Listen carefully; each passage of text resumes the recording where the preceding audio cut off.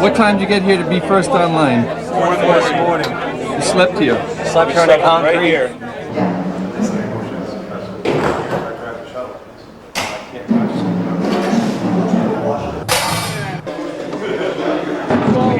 Apex mic break.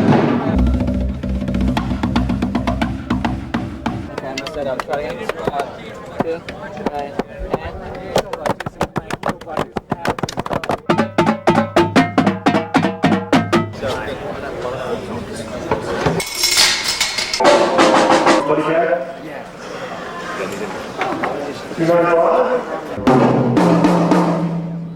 Can I get a little? Is the drum already in the monitor?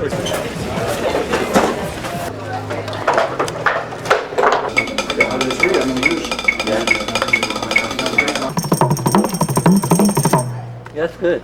I like it. We're from Montreal. It's a good place to be if you're a drummer. I come from South Brazil. I have to use it. Body as a clown to become a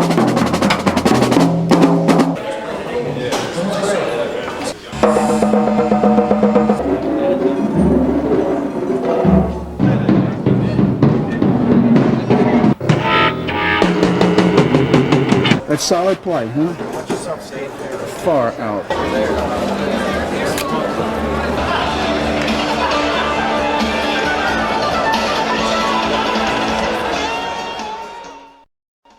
This is the Dartmouth High School drum line. Let's hear it.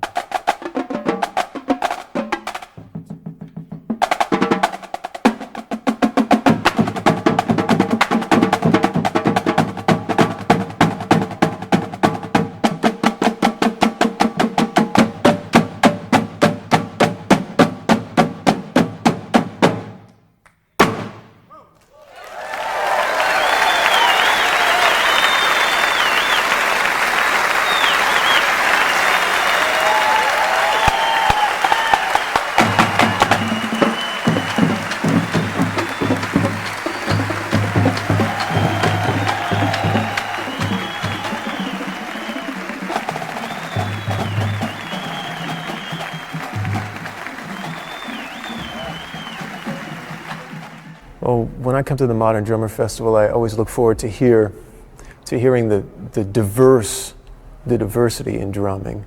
I always come away with some ideas of new things to practice, kind of get fired up by these things. Please put your hands together for Jeff Hamilton and his trio.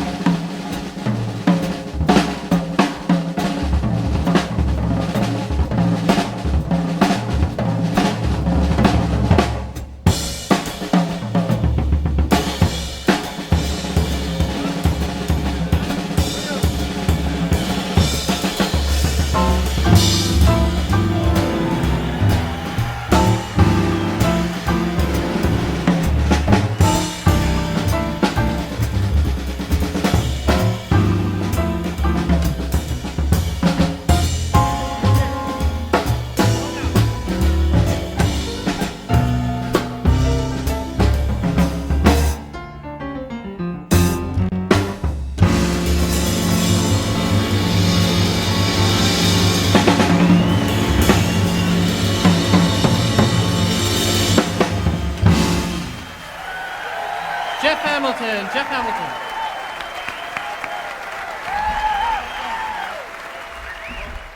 What I'd like to talk about on this one is that it exemplifies two of the things that I think about when I'm playing. One is that when I'm playing the ride cymbal, there's a stroke that I use, which is a toss on 2 and 4, and I'll get 3 bounces out of the stick.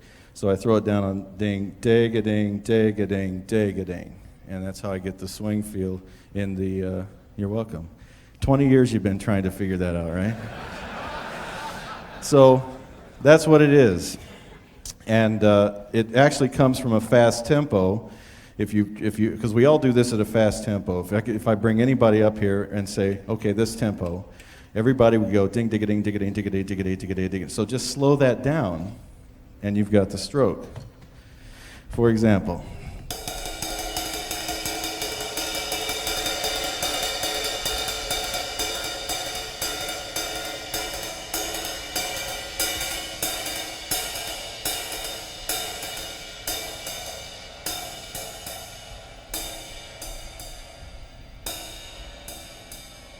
So it's the basketball effect. In Europe, it was the soccer effect. You hold the ball at your head height and you drop the ball bounces up to your chest and your belt and your knees and on down. So it's boom, boom, boom, boom, boom, boom. So if you do that with the stick, then stop it after the 3rd bounce. And that's my concept of playing bebop and swinging. The other thing I want to talk about is the brush concept. And my concept is a lateral motion. I don't make any overhead smashes or strokes. All my strokes are lateral, and I think that separates any of the stick ideas that I might want to play, because I revert back to my old drum teacher, my first snare drum teacher, who wouldn't let me play a long roll from side to side. This. So I thought, well, now I can do that with the brushes and it sounds pretty good. So instead of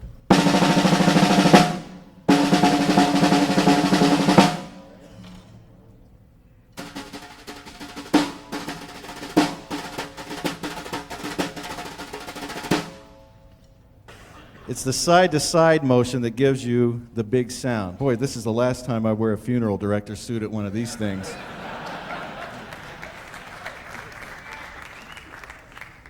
I feel like a 737. Oh, you don't want to see what's under there, honey. But thanks.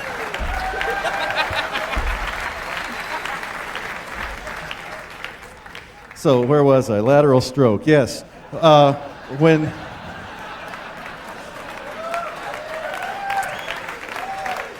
Maybe we better play another one. The lateral stroke with the brushes gives you the fat sound instead of a short staccato sound. Then you get a longer, warmer sound with the brush. So you hear the difference of that, right? That's a short stinging brush. So it gives you a bigger sound, a smoother sound, and another idea that I think is important when you play the brushes is to always try to leave one brush on the head at all times, because that's your continuity. You keep the motion going with one brush smearing around the head the whole time. So that'll help out your playing as far as keeping it smooth. So that's another important tip. This is a composition that I wrote for my first drum teacher that I mentioned before, the hands teacher that was very influential in my playing and my life. And when he passed away, I wrote this song for him, and it's entitled Time Passes On.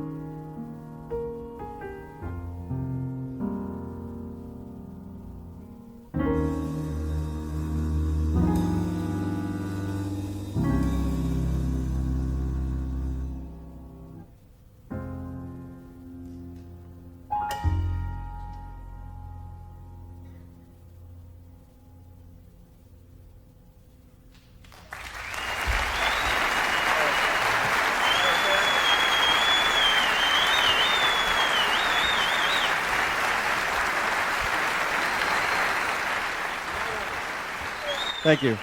Larry Fuller and Lynn Seaton.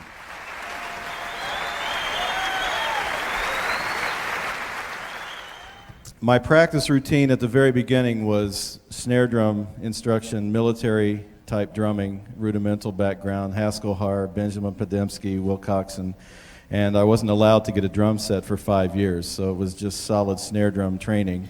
And I practiced about an hour every day, it seems like, maybe sometimes less. I was pretty quick in picking up stuff, so I thought once I got it, then I didn't have to keep working on it if I had it. So when I was 13, then the feet came into the picture, and that was a different story because my hands were roaring, but I had no feet at the drums. So I had to spend quite an amount of time on the feet to bring those up to where the hands were.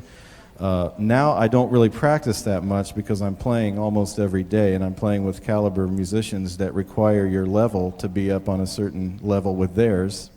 And you don't really, I don't want to practice anymore because I'm already at the drums 3 and 4 hours a day, and I'm getting to the age where I don't want to wear my limbs out because I've had some elbow problems from sports.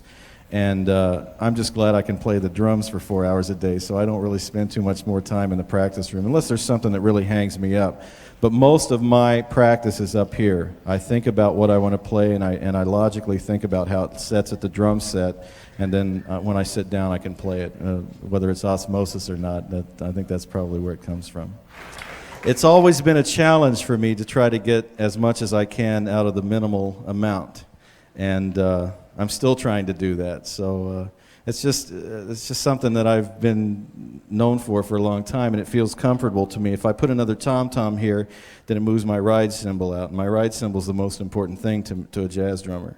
So if it's over here, now I've got to play it like this, so my arm's not as comfortable as it would be here, and I can play it right here. So this drum, a drum right here, would not be as important to me as the cymbal is, and I don't need another floor tom, because I put my towel right here, so I don't need to lay it on the, So I don't really hear more voices when I'm playing, is what I'm saying. And these guys don't need more low frequencies. They, what I have here blends with what they have. So it's more from a musician's standpoint than a drummer's point of view of seeing how many drums I can force into what the situation is. So I just try to get as much as I can out of what I have. And I like to have open sounding drums because it's a big sound. I mean, this is a small set, but it has a pretty big sound for a small set. So without the muffling, I feel like I can get a real singing effect through the drums and a breathing effect, because when I'm hitting the drums, I'm singing ba. I'm not going da or da da da dum. I'm going fa ba do do ding da ba da da boo ba. And that's what I'm trying to get out of the drums. One of the other things that I like to do is play melodies on the drums. And on the recent live recording that we did live in Europe, I did A Night in Tunisia. So I'm going to play a little bit of that for you today.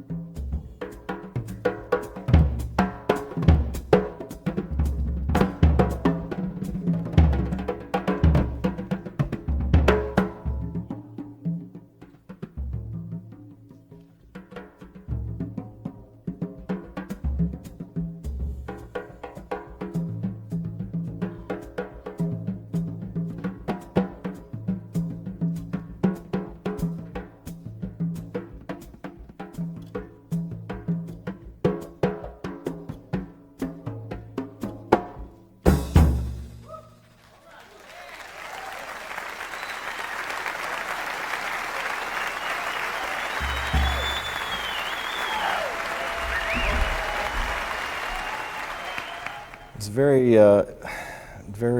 rewarding experience in that they were ready to hear whatever we had to say, and they're very receptive to what you have to play, and they're with you on everything you play, and they know everything you're doing. So it makes you think a little more about what you're doing in the drum department, which I usually don't think about. I just think about playing music, and then you start thinking, well, maybe these are paradiddles instead of double paradiddles, and so you start thinking a little bit about like that, but not for very long. You get right back to the music. I think you need to be yourself in the presentation at these things. I've seen a number of clinics where maybe the clinicians aren't real comfortable doing it, so they become a clinic that they've seen, and that's not always comfortable for them and the audience. So I think to be yourself and get your ideas across is very important at one of these things. Be yourself and do what you do. I had a great time. It was a great audience, and the staff at Modern Drummer really took care of business. There was never any question on anything, and very, very professional, and it's great working for people like that. We're making a special award. It's called the Leadership Award. It's never been done before in drum history, so to speak. And it's done by the Percussion Marketing Council, which is sort of an independent group of wonderful companies that you all know, all the great companies. And they got together a short time back and decided to try to promote an awareness and an interest in percussion and kind of help the market expand.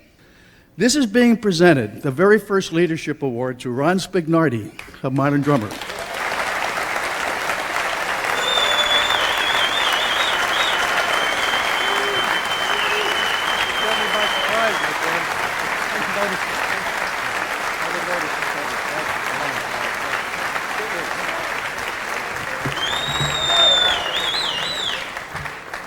Now, what I want to say to you is that under Ron's guidance, we all feel, in the industry, and the Percussion Marketing Council in particular, he's helped to propel the drum industry into a new era of growth and sophistication, and that his perseverance and dedication, which I particularly love him very dearly for, because he has been the most dedicated guy to keeping high standards in our field. These high standards not only advance drumming, but he's exemplified the true meaning of leadership, and the industry felt it's high time that he should be rewarded. So please join me one more time in acknowledging Ron and Isabel Spignardi. My friends, I'm well deserved.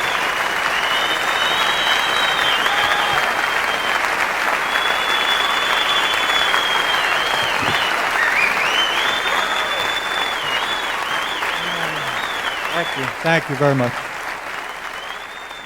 This is a real honor. I'm really thrilled, and my thanks to all of you for 22 years of support, for reading the magazine, for enjoying it, for staying with us at the show.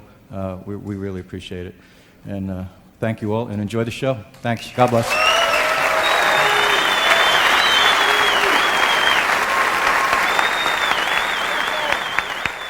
It's a real treat to come to the festival, which I've only come to as a participant, as a player before, I guess maybe 6 years ago. And every time I've wanted to come as what I call a civilian, where you don't play and have to worry about the drums and all that, I've always been working. I've always had some kind of a road job where I was out on the road, you know, and I couldn't come. So this is sort of a double treat. It's fun that they asked me to make this award to Ron, who I have the highest regard for, and also because I can be a civilian and hear a lot of wonderful drummers for 2 days, you know. The thing I like about Modern Drummer is there isn't anything else bumping. What is on the stage is the attraction, right? So when you come and you see 10 wonderful people listed on Saturday and 10 wonderful people listed on Sunday, you are going to hear them all, and you don't have to choose, am I going to see Dave Weckl or Rod Morgenstein or Jeff Hamilton or, you know, anything. You don't have any of that problem, and I like that. I like the fact that everything is presented one at a time. Please welcome Will Kennedy and the Yellow Jackets.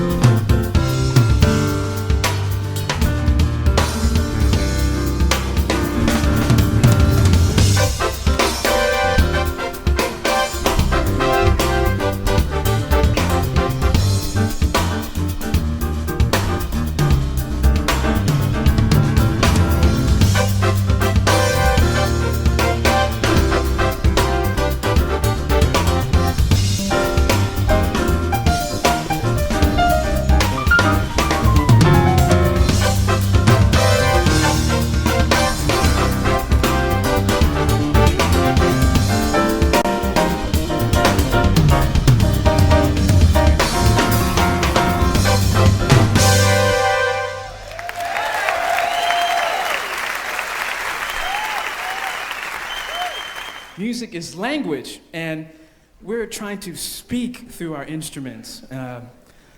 One way to really show your growth behind your acts is to develop and expand upon your musical vocabulary. And you do that by, acquiring and learning all these different words, music words like flacum. That's a funk word, like 1, 2, 3, flacum, Another word would be zoom, go, go, pow.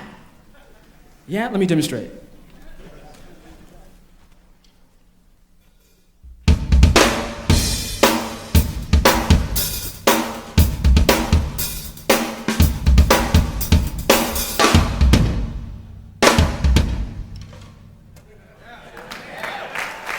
Go.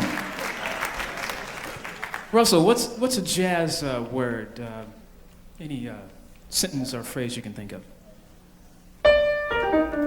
Yeah, skate. You guys got one? Who's got one? Give me a word. Musical phrase. Spangalang. Yeah. There's stuff out there. So,